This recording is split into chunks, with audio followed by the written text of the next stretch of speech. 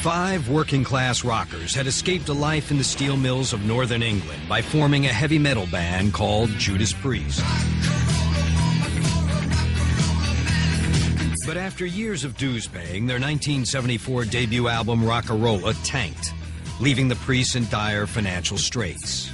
In those early days of literally having nothing to survive on, living on beans on toast and everybody crammed in one room together, I mean, it was just based on faith. You do get to the point where you feel maybe the band's finished, the career's over. They're desperate times.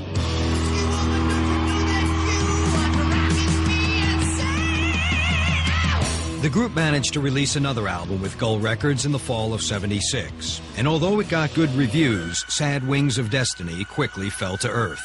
Heavy metal had no place in an English music scene suddenly overtaken by punk rock.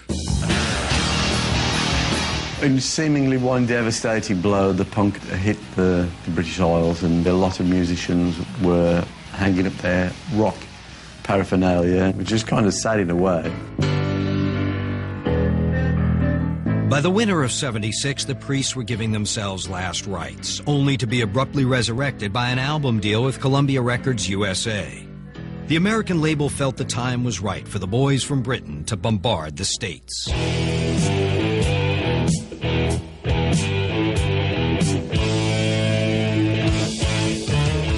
I couldn't believe it. I was so ecstatic about, traversing the Atlantic. It was like pinch me time, have we really made it? Priest quickly released their first album with Columbia, Sin After Sin, and began pounding the pastures of what would become heavy metal's promised land. In the summer of '77, they opened for REO Speedwagon on an extensive U.S. tour, showcasing a hard-driving sound that few in the audience had ever heard before.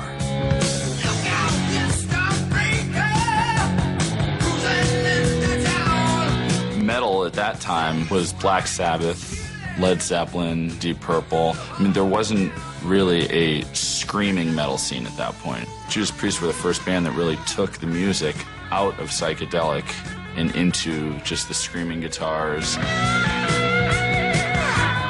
We would go on stage and people would just stand there with their jaws on the floor. I couldn't believe it. What the hell is this? What is this music?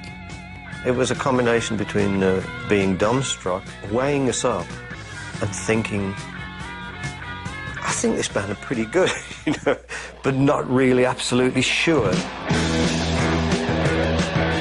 By the end of the tour, Judas Priest had won a committed following in the U.S., one that grew with each hard-rocking record and ear-splitting anthem.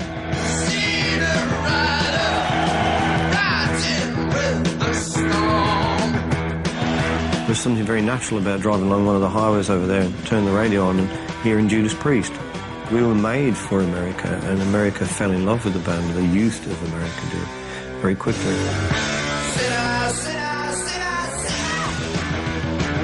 They were singing about rebellion, and that was something that American youth were ready for. They almost created a social class with their music because it gave kids who are rebellious a place to go to be rebellious. But as the Priest's popularity grew, so did frontman Rob Halford's frustration over his hidden homosexuality. I'm too concerned about protecting what I've got around me, not particularly myself, but certainly concerned for Ken, for Glenn, for Ian, for Judas Priest, for the fans. Putting me second instead of first.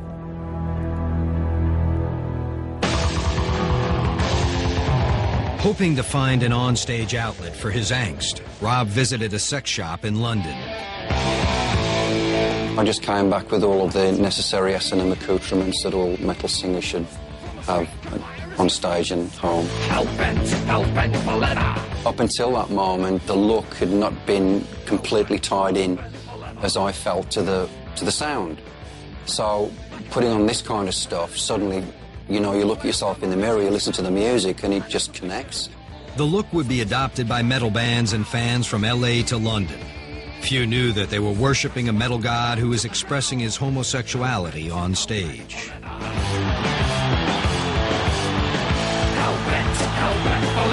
Let's face it, I was expressing myself every night when I went out in all that leather stuff. I was going out on stage every night looking like that. It was like Glenn from the Village People, you know, and people weren't getting it. Rob completed a metal makeover by roaring on stage riding a Harley and making a bullwhip part of the show. If I'd be on stage and I'd see somebody that was getting into the whip, I'd go, "You like this, do you? Have some more." And we'd start wailing on their ass. Inevitably, we had some badges made that said, "I've been whipped by Rob Halford," and fans used to go crazy over these badges. It's amazing how people will, you know, get into a good thrashing. We all need a good thrashing now and again. Judas Priest was whipping up a frenzy of interest with their looks and their music. But along with their increasing success, the band would experience some stunning setbacks.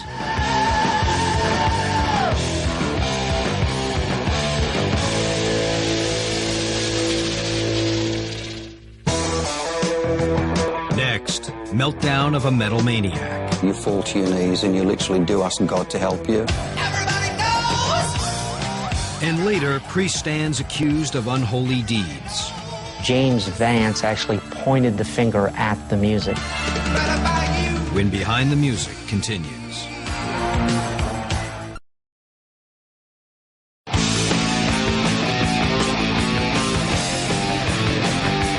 Years after they'd begun forging a new cast of heavy metal, Judas Priest was ready for the headbanging big time. So in the summer of 1980, they unleashed their breakthrough album, a classic compilation of cuts called British Steel. Breaking the law, breaking the law, breaking the law, breaking the law. Their first albums were a little darker, more sinister, more monotone in the music, but I think that just boosted them into the super heavy metal, hardcore rock and roll status of probably the biggest hard rock band in the world at that time. That's where they started to solidify themselves as the pace car for every other band to try to maintain, you know, a pace with.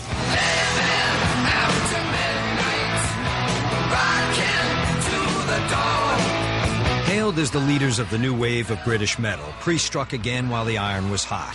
In the summer of '82, they released Screaming for Vengeance, the album that contained their biggest hit, You've Got Another Thing Coming.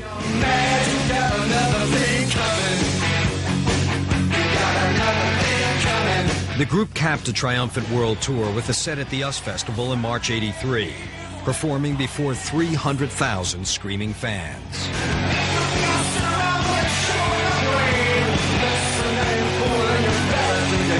They were pretty much on top of the world. They could do no wrong at that point, and actually they even got bigger and bigger. Everything we did turned to success.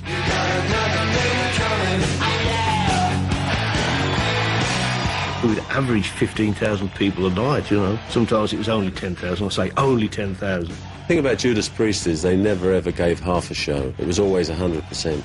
And when the audience left the auditorium, they were like exhausted. By the middle of a decade drenched in decadence, Priest were rulers of the metal kingdom, and no one partied harder than Rob Halford.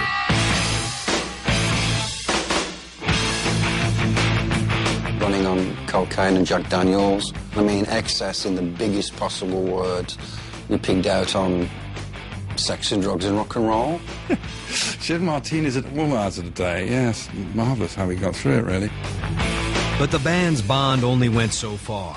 In a backstage world where available women were everywhere, Rob felt isolated and alone. You come off stage, you know, there'd be all these girls and so on in the dressing room. That wasn't my world. I didn't fit in, you know. There was no place for me to go because that's not where I felt I belonged. I wasn't with my own people. The other priests had long known about Rob's sexuality and were supportive within the group, but Rob wasn't encouraged to reveal his secret to the public. It's fair to say that we were happy with Rob, with his image. We didn't want anything to happen that was going to change that. I can't pretend to imagine the pressure that placed on him because the band were perceived as being so macho.